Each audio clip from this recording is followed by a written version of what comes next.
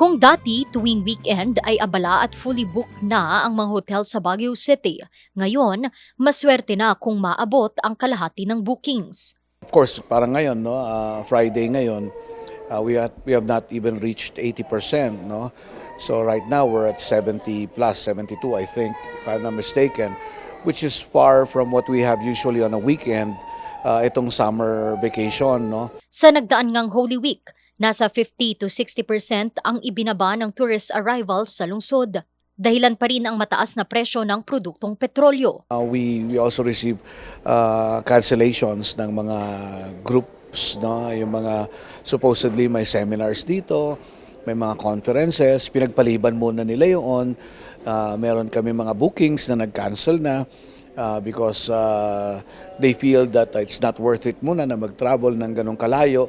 Dahil talaga, no, what they usually spend na 2,000 sa gasolina, back and forth na yan ang Baguio, they would now spend about 5,000 pesos. Kung magtutuloy-tuloy ang krisis sa langis, patuloy ring papadapain nito ang industriya. Ganun pa man, wala pa naman daw planong magbawas ng mga empleyado ang mga hotel. Cost-cutting na rin sa operations nila, for one. And then secondly, we see din yung trend na nagkakaroon ng rotational sa kanilang work hours, no?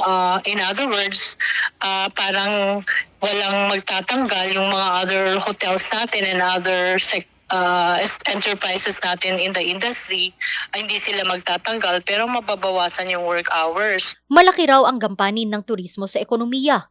Kadikit kasi nito ang iba pang mga industriya.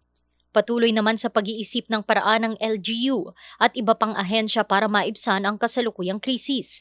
Kabilang dito ang kamakailan lang na pagdedeklara ng State of Calamity ng Baguio City na daan para magamit ang Disaster Risk and Management Fund. Bayaran natin yung backload nila kasi ang complaint ng mga drivers pagdating sa gabi, ihatid namin yung mga residente pag backload, wala kaming backload. Kaya lugi kami. So we need to spend about 2 million for us to be able to mobilize 20% of the total number of jeepneys for the nighttime operations nila.